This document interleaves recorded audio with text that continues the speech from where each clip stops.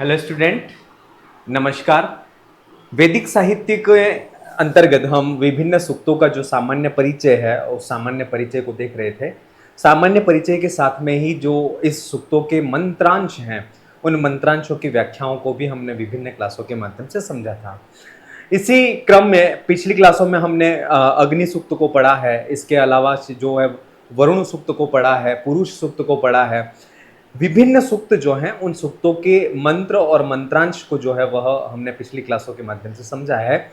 और आप सभी को पता है कि वैदिक साहित्य की ये सूक्त जो हैं उन सूक्तों में हर एक सूक्त जो है हमें ये जरूर पता होना चाहिए कि सूक्त जो है उस सूक्त का अर्थ क्या है। इसके साथ में ही वह सूक्त का मंत्रांश कोई भी हो वह किस सूक्त का है या किस देवता के वैशिष्ट्य को प्रतिपादित कर रहा है, ये सारी चीजें पता होना चाहिए। इसके साथ में सामान्य सी जानकारी जैसे है उस सूक्त का संबंध किस वेद से है, उस कौन से वेद का कौन से नंबर का जो है वह सूक्त है, कौन से मंडल का सूक्त है, ये सारी कुछ चीजें हैं। उसके देवता कौन है, उसके ऋषि कौन से हैं, इसके बाद उसमें कौन से छंद का प्रयोग हुआ है, ये सारी चीजें जो हैं वह हमें सूक्त विशेष के बारे में पता होनी चाहिए। आज की इस क्लास में हम नासदीय जो सूक्त है उस नासदीय सूक्त के बारे में पढ़ेंगे कि नासदीय सूक्त के देवता कौन है, ऋषि कौन है, कौन से मंडल का है, कौन से मंडल का कौन सा सूक्त क्रमांक कौन सा है, कौन सा छंद प्रयुक्त हुआ है, और इसके जो मंत्रांश हैं उन समस्त मंत्रांशों का व्याख्या जो है उसको हम आज की इस क्लास में समझेंगे। सबसे पहली बात करते हैं नासदीय सूक्त जो है उस नासदीय सूक्त का संबंध किस वेद से है। तो नासदीय सूक्त का संबंधित जो वेद है, अगर ये परीक्षा में पूछा जाता है तो इसका नासदीय सूक्त का संबंध जो है वह ऋग्वेद से है। क्लियर। इसके बाद ये ऋग्वेद के, जैसे कि ऋग्वेद में कितने मंडल हैं, तो ऋग्वेद में 10 मंडल हैं। कितने मंडल हैं, तो ये नासदीय सूक्त जो है वह ऋग्वेद के 10वें मंडल का सूक्त क्रमांक कौन सा है, तो सूक्त क्रमांक जो है वह है 129वां सूक्त। ऋग्वेद के 10वें मंडल का 129वां जो सूक्त है वह नासदीय सूक्त कहा गया है। इसके बाद इसमें इसके देवता कौन है, इसके देवता कौन है, तो इसके जो देवता हैं वह सृष्टि स्थिति प्रलयकर्ता,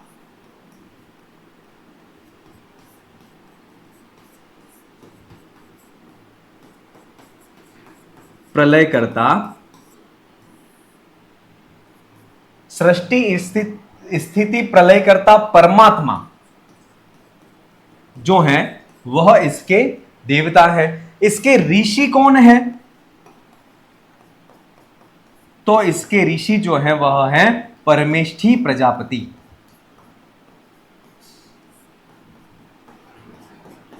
परमेष्ठी प्रजापति जो है वह इसके ऋषि कहे गए हैं। इसमें कुल मंत्र संख्या,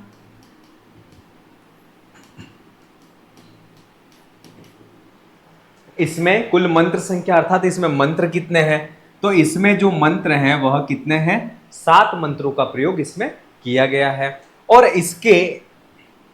इसके अंदर कौन से छंद का प्रयोग किया है, तो नासदीय सूक्त जो है वह वैदिक छंद, जैसे कि 7 महत्वपूर्ण वैदिक छंद हैं, उन 7 महत्वपूर्ण वैदिक छंदों में जो त्रिष्टुप छंद है उस त्रिष्टुप वैदिक छंद का प्रयोग जो है वह नासदीय सूक्त में किया गया है। जैसे कि आपको पता ही है कि त्रिष्टुप जो छंद है उसमें कितने वर्ण होते हैं, तो 44 वर्ण होते हैं। और कितने पाद होते हैं, तो 4 पाद होते हैं। तो 4 पाद में प्रत्येक पाद जो है उसमें 11 वर्ण, और वर्णों की इसमें त्रिष्टुप छंद में वर्णों की संख्या जो है वह 44 होती है। तो ये संपूर्ण जो सूक्त है वह नासदीय सूक्त कौन से छंद में है, तो त्रिष्टुप छंद में है। अब इसकी कुछ विशेषता है नासदीय सूक्त की। तो देखिए एक क्वेश्चन जो है वह बार बार रिपीट होता है कि एक तो है दार्शनिक सूक्त। नासदीय सूक्त जो है वह दार्शनिक सूक्त के अंतर्गत भी आता है और सृष्टि उत्पत्ति विषयक सूत्र भी कहा गया, यह सूक्त भी कहा गया है। इसकी विशेषता के अंतर्गत ये ध्यान रखें, इसकी क्या क्या विशेषताएं हैं तो एक तो ये जो है वह दार्शनिक प्रकृति का सूक्त है। कैसा है? दार्शनिक प्रकृति का ये सूक्त है। दूसरी इसकी विशेषता यह है कि ये सृष्टि उत्पत्ति विषयक सूक्त है। सृष्टि उत्पत्ति विषयक सूक्त है। ये दो चीजें ध्यान रखना, नासदीय सूक्त जो है वह दार्शनिक सूक्त प्रकृति का है और सृष्टि की उत्पत्ति का है ना, उसमें वर्णन जो है वह इस नासदीय सूक्त में मिलता है। दार्शनिक सूक्त के अंतर्गत जो है वह 4 सूक्त आते हैं। कितने सूक्त आते हैं? 4। और सृष्टि उत्पत्ति विषयक सूक्त के अंतर्गत 3 सूक्त आते हैं। सृष्टि उत्पत्ति विषयक सूक्त में एक तो आता है हिरण्यगर्भ,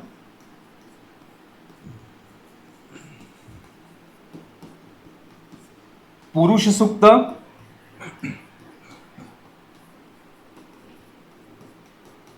और नासदीय सूक्त। ये 3 सूक्त जो है वह सृष्टि उत्पत्ति विषयक सूक्त है और दार्शनिक सूक्त के अंतर्गत हिरण्यगर्भ सूक्त, पुरुष सूक्त, नासदीय सूक्त, ये 3 सूक्त तो ये हो गए। और चौथा जो है वह है वाक सूक्त। चौथा कौन सा है? वाक सूक्त। तो ये 4 जो सूक्त हैं वह तो दार्शनिक प्रकृति के सूक्त कहे गए हैं और साथ में ही जो सृष्टि उत्पत्ति विषयक जिस सूक्तों में सृष्टि की उत्पत्ति का वर्णन जो है वह वर्णित हो, तो ऐसे सूक्त जो है वह सृष्टि उत्पत्ति विषयक सूक्त कहे गए हैं। और उनकी जो संख्या है वह कितनी है? तो उनकी संख्या सृष्टि उत्पत्ति विषयक सूक्त 3 है। पहला है हिरण्यगर्भ, दूसरा जो है वह है पुरुष सूक्त, तीसरा जो है वह है नासदीय सूक्त। ठीक है, चलिए अब नासदीय सूक्त जो है उसके कुल मंत्रों की संख्या जिसमें 7 है, तो ऐसे उस नासदीय सूक्त जो है उसके व्याख्या को हम क्रमशः पढ़ेंगे। चलिए, नासदीय सूक्त का पहला मंत्र है उसको देखते हैं। ना सदा सिन्नो सदा सित तदानी नासिद्रजो नो व्योमा परो यत किम आवरीव कुहकस्य शर्मन अंभम किम आसिद गहनम गंभीरः। अब देखिए, आपको सूक्तों के अंदर सूक्तों के अर्थ का पता होना चाहिए। इसके साथ में ही सूक्त का जो वर्णन है वह किस सूक्त के संदर्भ में शब्द कहे गए हैं या कोई विशेषण का प्रयोग हो रहा है किसी विशेष देवता के लिए, तो वो भी आपको पता होना चाहिए। इसका अर्थ देखें कि न असद आसीद न सद आसित तदानीम। अब यहां पर जो है वह सृष्टि उत्पत्ति विषय के सूक्त कहा गया है। तो तदानीम अर्थात जब सृष्टि का प्रलय काल आया है ना, प्रलय काल आने के बाद फिर सृष्टि का फिर आविर्भाव होता है, तो उस प्रलय काल में न असद आसीत, न तो उस समय जो है वह असत था, न सद आसीत, और न ही वहां पर उस समय जो है वह सत था। क्लियर? तदानीम अर्थात जब सृष्टि का प्रलय, सृष्टि पर प्रलय आया, उस समय न असत आसीत, न तो असत कोई था, न कोई असत पदार्थ थे, न सद आसीत, और न ही कोई वहां पर सत पदार्थ थे।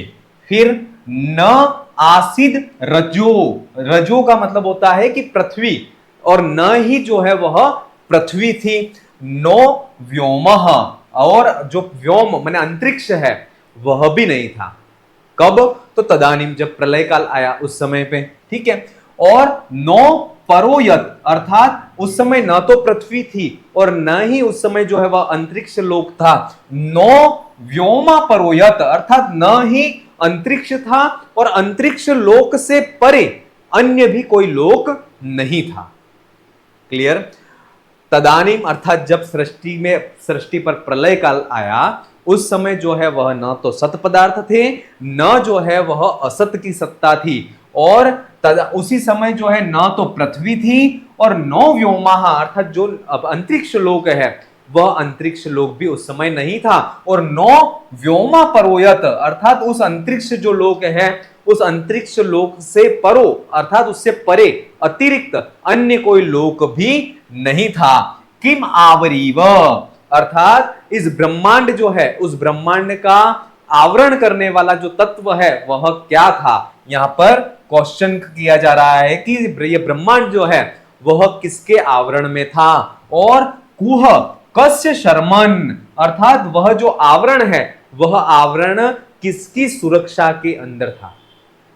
अर्थात ये ब्रह्मांड जो है, उस ब्रह्मांड की रक्षा करने वाला आवरण कौन था, और वह आवरण जो है वह किसके शर्मन अर्थात किसकी सुरक्षा के अंदर वह सुरक्षित था, है ना। यही कहा जा रहा है। फिर कहा जा रहा है किम आसीद गहनम गंभीरम, गहनम अर्थात दुष्प्रवेश, गंभीर अर्थात बहुत गहरा, ऐसा जो अम्ब जो जल है वह किम आसीत, क्या उस समय था अथवा नहीं था, यह कहा जा रहा है। जब प्रलय काल आया, प्रलय काल आने के बाद फिर सृष्टि का आविर्भाव होता है, तो उस समय जो है वह यहां पर उस परिस्थितियों का यहां पर वर्णन किया जा रहा है कि जब प्रलय काल आया तदानीम, अर्थात उस प्रलय काल के समय न असद आसीत, अर्थात जो है वह असत तत्व जो है वह नहीं था, न सद आसीत, और न ही उस समय सत्य जो है उस सत पदार्थ की सत्ता थी, न आसित रचो, अर्थात जो पृथ्वी है, रज माने पृथ्वी, वह पृथ्वी लोक भी उस समय नहीं था, नो व्योम, और न ही अंतरिक्ष लोक था, और नो व्योमा परोयत, और उस अंतरिक्ष लोक से परे अपर कोई लोक है, उस अपर लोक की भी सत्ता उस समय नहीं थी। किम आवरीवह, और उस समय जो है वह ये जो ब्रह्मांड है, उस ब्रह्मांड का आवरण तत्व क्या था, आवरक तत्व क्या था, जिसने इस संपूर्ण ब्रह्मांड को व्याप्त करके रखा हो, ऐसा कोई तत्व क्या था, यह पूछा जा रहा है। फिर कहते हैं कि कुह कस्य शर्मन, अर्थात वह ऐसा तत्व जो ब्रह्मांड को व्याप्त करके रह रहा है, तो वह किसकी सुरक्षा के अंदर था, ऐसा कहा जा रहा है। फिर कहते हैं कि गहनम, अर्थात जो दुष्प्रवेश है, ऐसा गंभीर गहरा जो है, अंब माने जल जो है वह किम आसीत, वह था क्या, ये यहां पर कहा जा रहा है। ठीक है, ये पहला मंत्र जो है उस पहले मंत्र का अर्थ हुआ। अगले मंत्र की तरफ बढ़ते हैं। न मृत्युरासीद अमृतम न तरहि, न रात्रया हन आसित प्रकेतः, आनीद वातम स्वधया तदेकम, तस्माद्वयान्न परम किंच नास। यहां पर फिर नासदीय सूक्त के द्वितीय मंत्र में कहते हैं कि न मृत्यु आसीद तरही, माने उस समय जब प्रलय अवस्था थी उस समय न मृत्यु आसीद, अर्थात उस समय मृत्यु नहीं थी, न अमृतम आसीत, और न ही जो है वह अमरता जो है अमृतत्व है वह भी नहीं था। ठीक है, अर्थात न मृत्यु आसीद, अर्थात मृत्यु उस समय नहीं थी, और न ही अमृतत्व जो है ना, अमरता जिसको कह सकते हैं, वह अमरता भी उस समय नहीं थी, और न रात्रिया अहन प्रकेतः आसीत, और न ही रात्रि और अहन, अहन का मतलब होता है दिन, क्या होता है, दिन। क्लियर। तो उस समय न तो अहन माने रात्रि, अहन माने दिन, रात्रि माने रात, उस रात और दिन का विभाजन करने वाला प्रकेत, प्रकेत का मतलब होता है चिन्ह, क्या होता है, चिन्ह। आसीत माने था, अर्थात उस समय जब प्रलय अवस्था थी उस समय न तो रात्रि और दिन का विभाजन करने वाला कोई प्रकेत चिन्ह न आसीत, नहीं था। ठीक है, आनीद वातम स्वधया तदेकम, तस्मात् द्वयान्न परम किंचनासः। अब यहां पर कह रहे हैं कि आनीद अवातम, दो शब्द हैं, एक तो है आनीद और दूसरा है अवातम। आनीद का मतलब है प्राणों से युक्त, है ना। आनीद का मतलब क्या है, प्राणों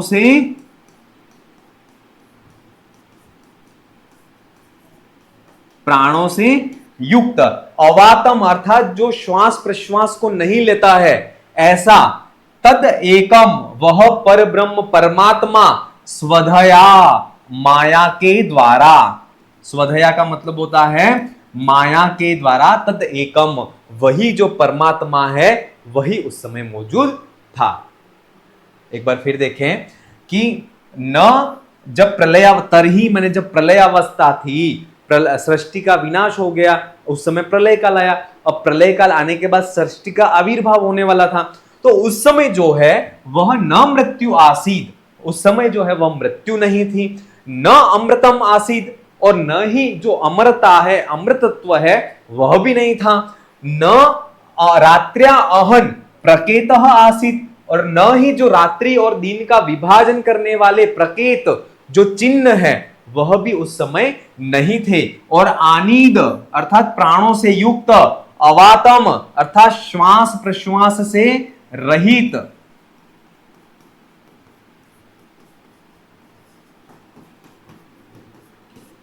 श्वास प्रश्वास से रहित, तद एकम अर्थात वह जो पर ब्रह्म परमात्मा है, पर ब्रह्म जो परमात्मा है वही स्वधया अर्थात माया के द्वारा वहां पर विद्यमान थे।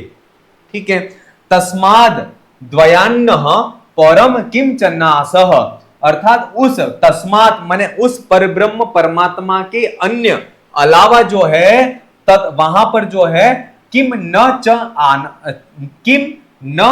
च अनासह, अर्थात जो है वह वहां पर कुछ भी विद्यमान नहीं था। एक बार फिर देखें कि आनीद प्राणों से युक्त, अवातम श्वास प्रश्वास से रहित, तदेकम तत् एकम अर्थात वह अकेला परब्रह्म परमात्मा जो है वह स्वधया माया के द्वारा उस समय विद्यमान था। तस्माद अन्यद अन्नम परम किम च नासह, अर्थात उस परब्रह्म परमात्मा के अलावा तस्माद न अन्य किंचन आसह, अर्थात उनके परब्रह्म परमात्मा के अलावा उस समय कोई भी किंचन माने कुछ भी व्यक्ति, जो कोई भी पदार्थ या कोई भी वस्तु च न आसह वहां विद्यमान नहीं थी, ये यहां पर कहा जा रहा है। ठीक है, तो ये जो है वह नासदीय सूक्त का द्वितीय मंत्र है, उसका अर्थ यहां पर होता है। अगले मंत्र की तरफ बढ़ते हैं। तमः आसीद तमसा गूलहमग्रे अप्रकृतम सलिलम सर्वमा इदम तुच्छेनाभ्यपिहितम यदासीत तपसस्तन महिना जायतेकम। अब यहां पर फिर वही नासदीय सूक्त में जो सृष्टि की उत्पत्ति है उसके संदर्भ में यहां पर फिर कहा जा रहा है कि अग्रे माने वही प्रलयावस्था जब आई उस समय जो है वह तमसा गुलह, अर्थात तमसा माने अंधकार जो है उस अंधकार से व्याप्त है ना, अंधकार से घिरा हुआ ऐसा तमह आसीत, अर्थात वह अंधकार था। अग्रे मने जब सृष्टि प्रलयावस्था आई उस प्रलयावस्था में तमसा गुलह, अर्थात तमसा का मतलब होता है अंधकार से, अंधकार से, गुलह का मतलब होता है व्याप्त, क्या होता है व्याप्त, तमह आसीत अंधकार ही अंधकार था। प्रलयावस्था में जब प्रलयावस्था आई उस समय जो है वह चारों तरफ अंधकार से व्याप्त घोर अंधकार जो है वह विद्यमान था, और अप्रकेतम सलिलम सर्वमाम इदम, सर्वम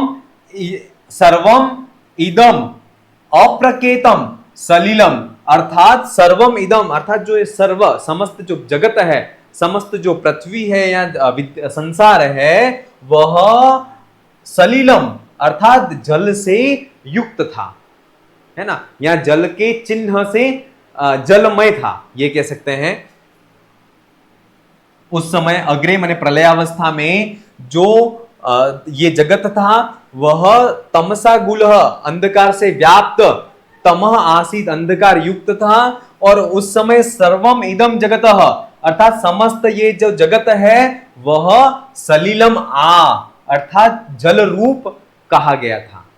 ठीक है, और तुच्छयेन आभि, इसका आभु अपिहितम यद आसीत तपसस्तन महीना जायतेकम, अर्थात आभु माने ये जो जगत है वह तुच्छयेन अर्थात जो तुच्छ अज्ञानांधकार कह सकते हैं, उस अज्ञानांधकार से अपिहितम व्याप्त था। ठीक है, एक बार फिर से इसका अर्थ देख लें, इस अंतिम पंक्ति का और देख लें। यदा यदासित तपसस तन महीना जायते कम, अर्थात एकम माने जो जगत है वह जगत यद यद एक यद एकम यानी ये जो जगत है वह तपसः तपसः मानी तपस्या की महीनः अर्थात महिमा के द्वारा जायते कम अर्थात उत्पन्न हुआ। एक बार अब इसका समस्त मंत्र का अर्थ एक बार फिर से देखें।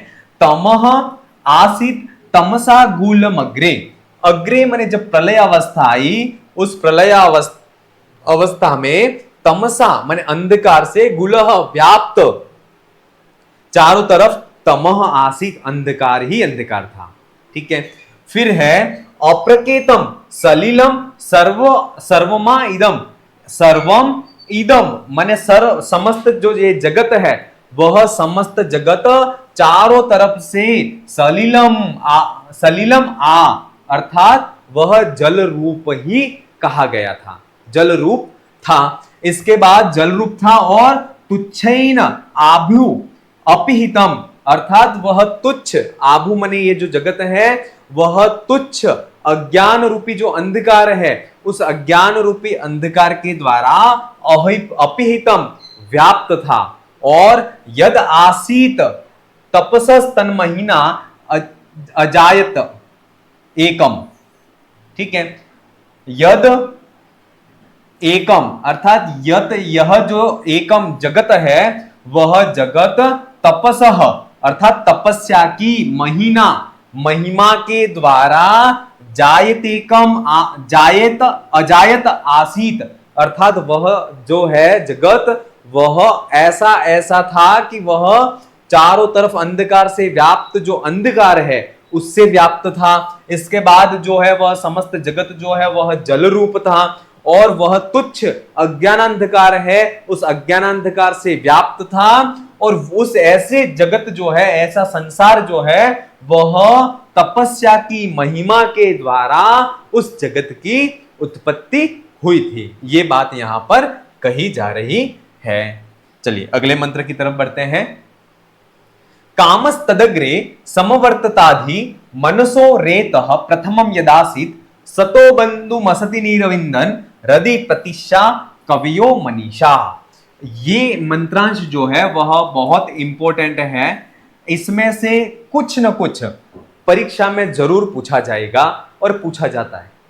हो सकता है हृदय प्रतिष्ठा कवियो मनीषा ये सूक्ति कहां से ली गई है ये पूछा जा सकता है। और ये प्रश्न जो है वह बहुत इंपॉर्टेंट है और ये न जाने कितनी बार यूजीसी नेट की बात करें तो वहां भी पूछा गया है। असिस्टेंट प्रोफेसर भर्ती परीक्षा में भी ये क्वेश्चन बहुत सी बार पूछा गया है, इसलिए थोड़ा सा आपको इसको ध्यान रखना है। अब इसका अर्थ देखते हैं।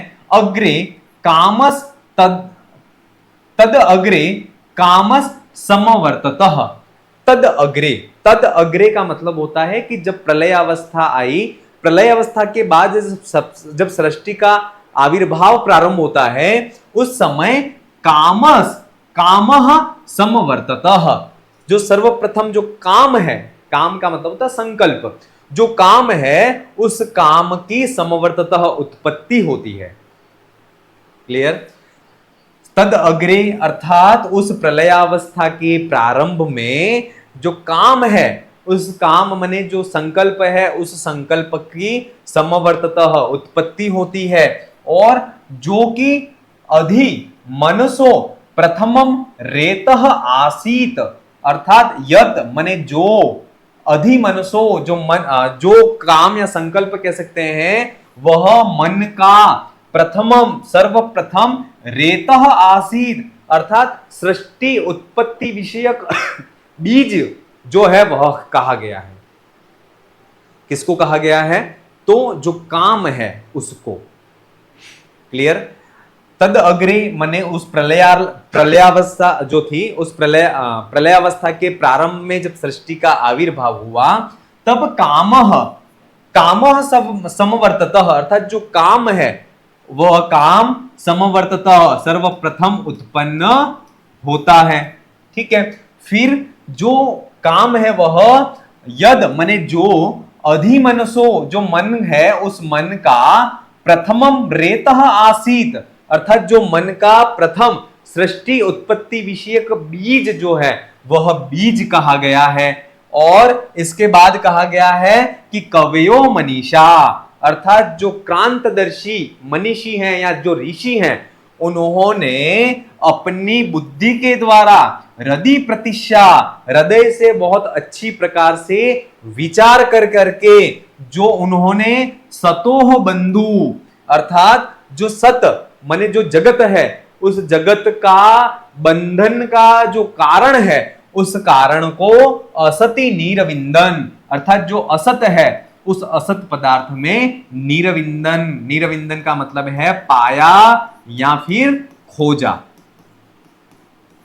पाया या फिर खोजा, अर्थात हृदय कवियो मनीषिया, अर्थात जो क्रांतदर्शी तत्व दृष्टा तत्ववेत्ता जो मनीषी हैं, जो ऋषि हैं, उन्होंने अपनी बुद्धि के द्वारा हृदय प्रतिष्ठा, हृदय से बहुत अच्छी प्रकार से विचार कर करके जो सत्य बंधु, अर्थात सत्य माने ये जो जगत है ना, जो विद्यमान जगत है, जो सत्तात्मक जगत है, उस जगत का बंधन का जो कारण है, उस कारण को असति नीरविंदन, अर्थात जो असत पदार्थ हैं उस असत पदार्थों में नीरविंदन खोजा या उसमें उन्होंने पाया था। एक बार फिर इसका अर्थ देख लें कि तद अग्रे माने जब सृष्टि प्रलय अवस्था थी, प्रलय अवस्था के बाद जब सृष्टि का प्रारंभ हुआ, तब सबसे पहले काम समवर्तत, अर्थात जो काम है, संकल्प है, वह समवर्तत उत्पन्न हुआ। और यद जो संकल्प है वह अधिमनसो प्रथमम रेतः आसीत, जो कि जो मन है उस मन का प्रथमम रेतः आसीत, सृष्टि उत्पत्ति विषयक प्रथम बीज कहा जाता है।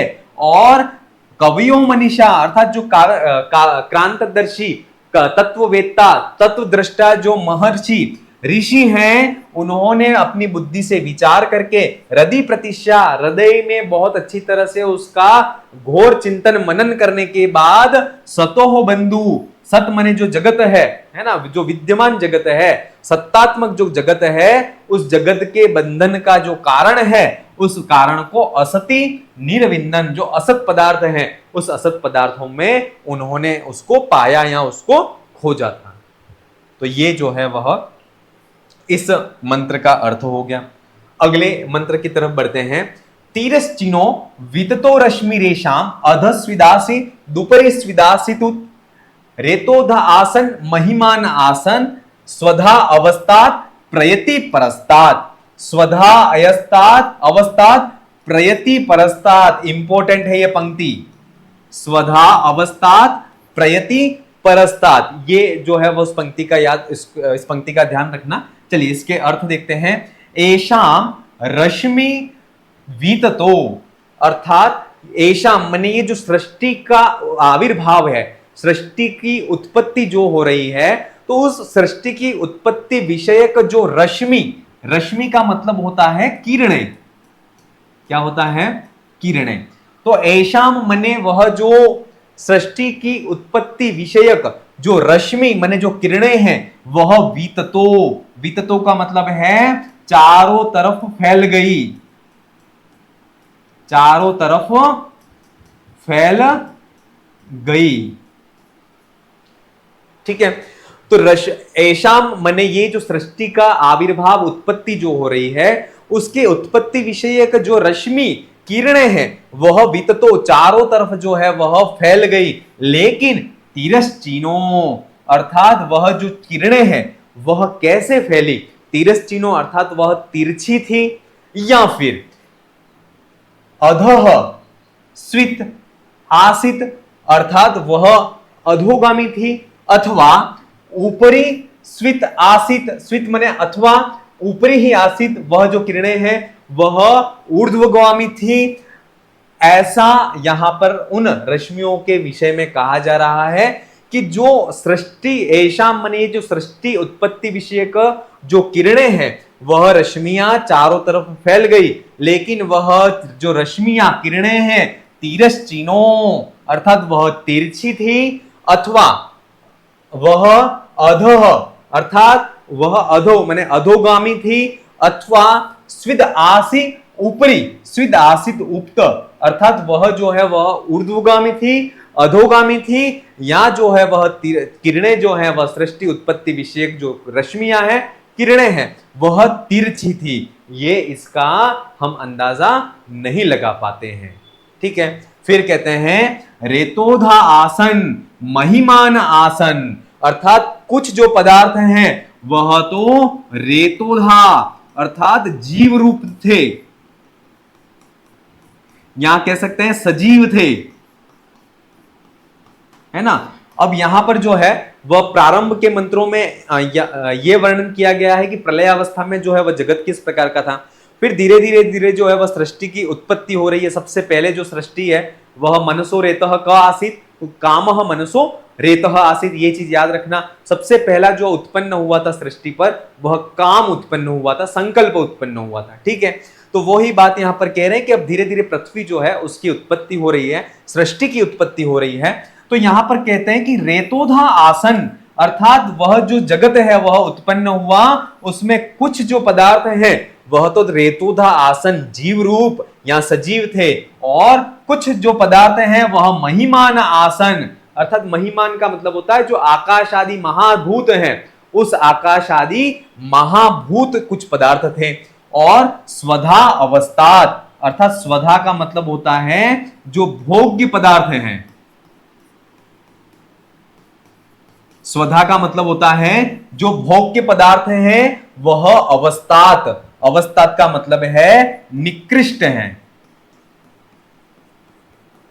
कैसे हैं? निकृष्ट हैं। और प्रयति परस्तात, प्रयति माने जो भोक्ता पदार्थ हैं या जो भोक्ता है वह परस्तात उत्कृष्ट हैं।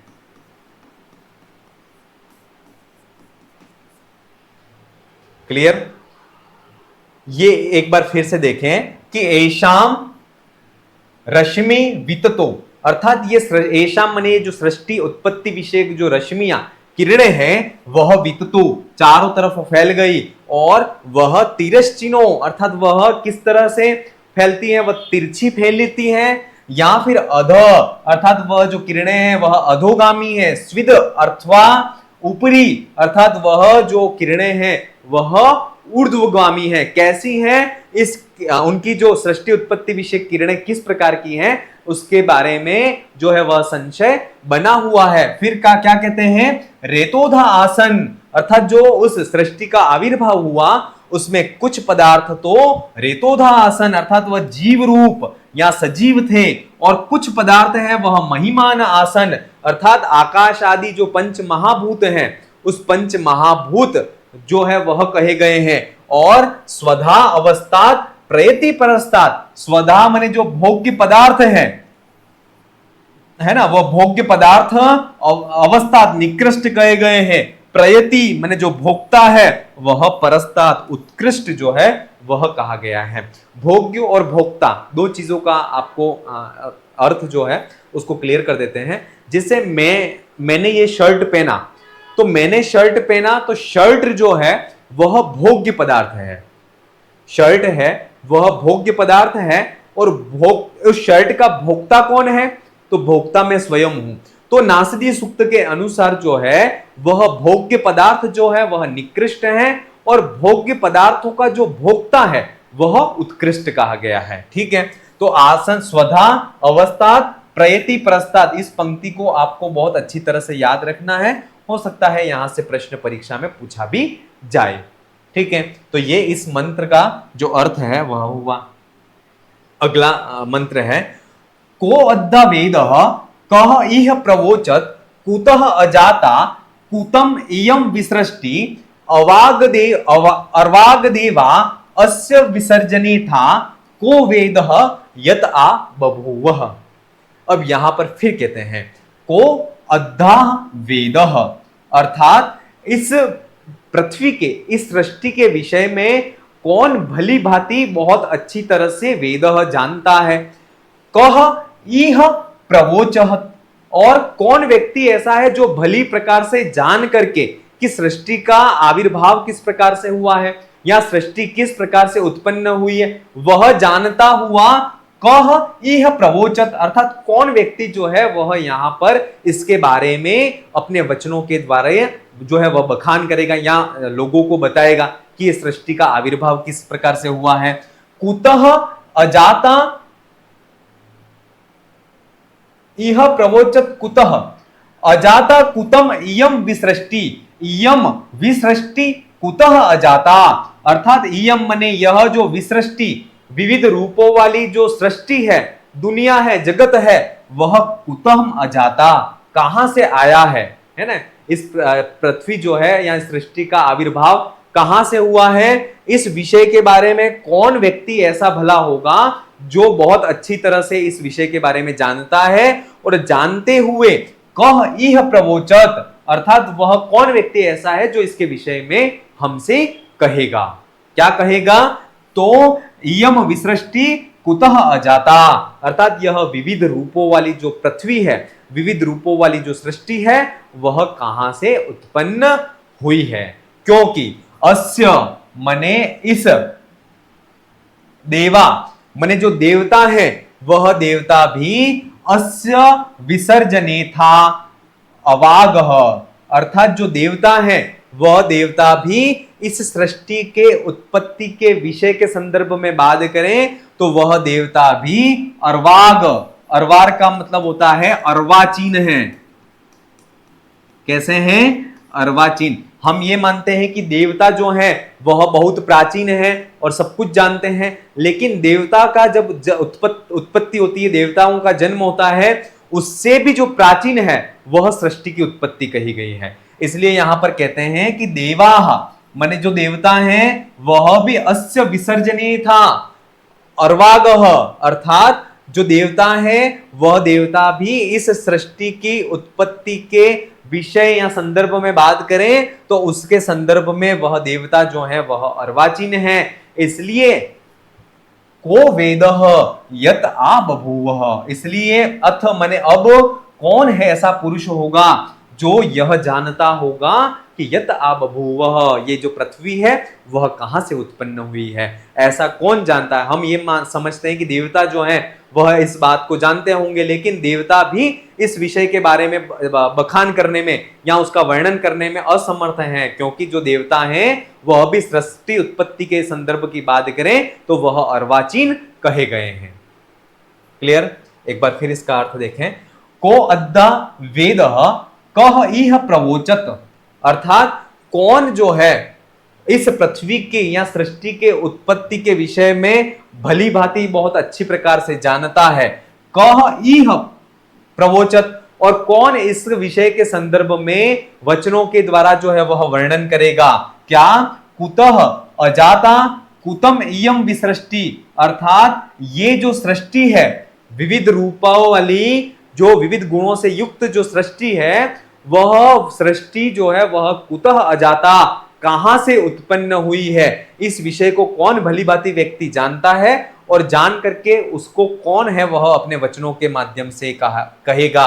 और देवाः, और देवता जो है वह भी अस्य विसर्जनेन था, अर्थात इस विसर्जनेन, अर्थात जो देवता लोग हैं वह भी इस सृष्टि के उत्पत्ति के संदर्भ में या सृष्टि के उत्पत्ति के विषय में बात करें तो देवता जो है वह भी अर्वागः, अर्थात अर्वाचीन कहे गए हैं।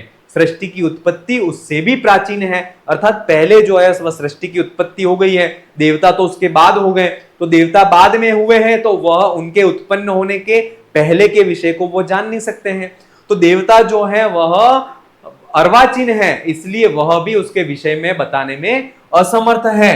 अथ को वेदः यत आ बभूव, और अब जो है वह उस आ बभूव, उस पृथ्वी के उत्पन्न होने के संदर्भ में या पृथ्वी के उत्पत्ति के संदर्भ में कौन भला ऐसा पुरुष है जो इस विषय में जानता है। ठीक है, ये नासदी सूक्त का अगला मंत्र हुआ। फिर अगले मंत्र की तरफ बढ़ते हैं।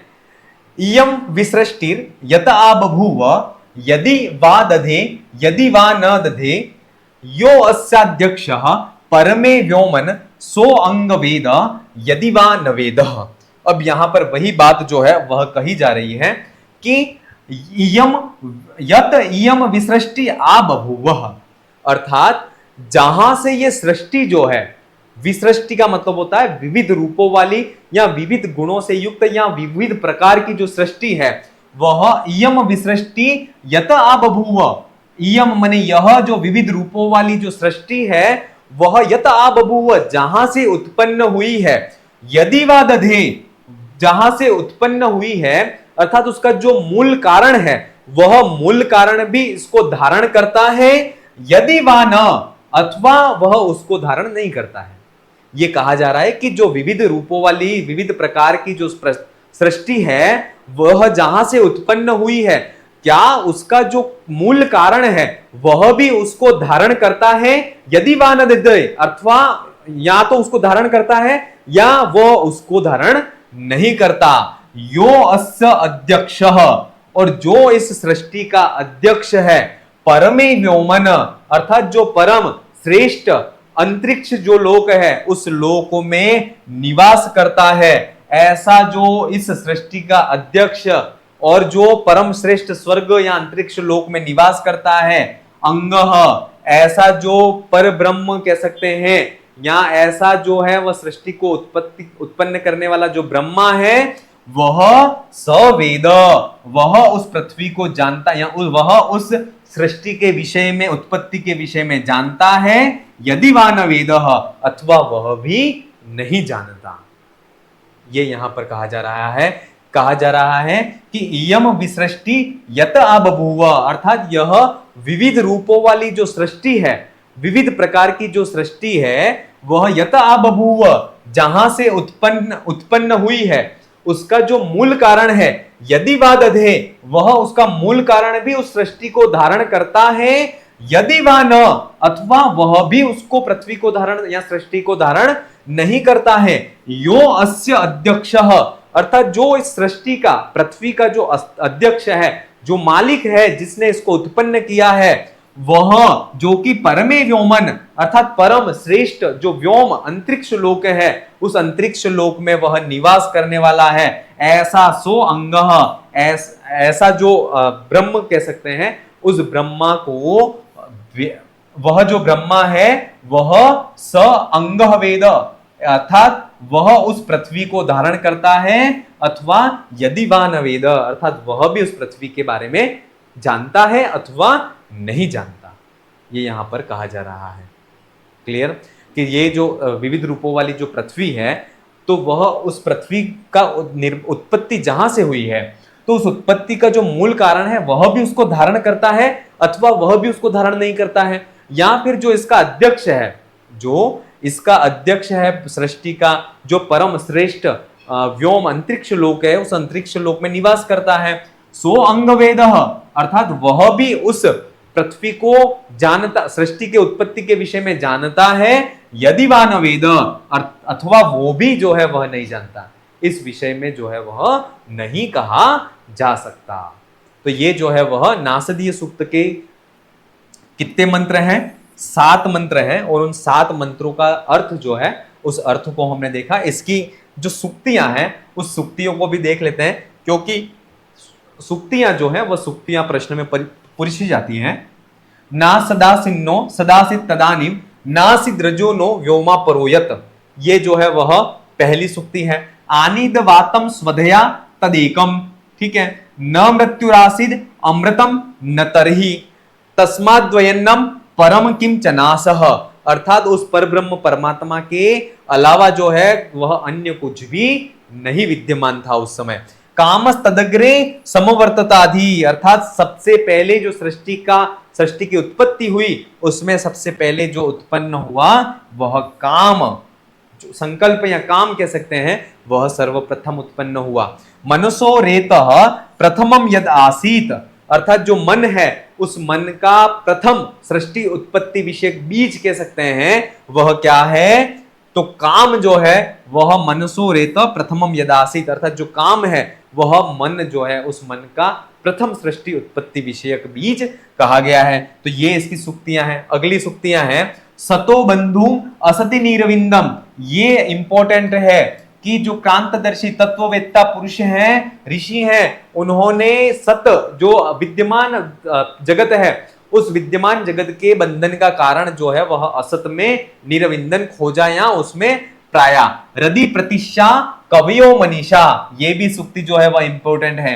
को अद्दावेद क इह प्रवोचत, अर्थात इस पृथ्वी के उत्पत्ति के विषय में कौन भली भांति जो है वह जानता है और वह जानकर को प्रवोचत कहेगा। कुतः अजाता कुतम इय विसृष्टि, अर्थात ये पृथ्वी जो है सृष्टि है वह कहां से उत्पन्न, कहां से आई है और उसका उत्पत्ति जो है वह किस प्रकार से हुई है। यो अस्याध्यक्ष परमे है व्योमन, ये भी इसी की सूक्ति है। सो अंग वेद यदि वा न वेद, ये जो है वह भी नासदीय सूक्त की सूक्ति है। तो ये जो है वह नासदीय सूक्त की महत्वपूर्ण जो सूक्तियां हैं उनके बारे में देखा हमने। इसके अलावा इसके जो समस्त मंत्र हैं उन मंत्रांशों के अर्थों को भी हमने देखा है। चलिए, नासदीय सूक्त आज यही समाप्त होता है। अगली क्लास में अगले सूक्त के साथ में अपन फिर मिलेंगे। आप अपनी तैयारी को अनवरत रूप से जारी रखें। धन्यवाद।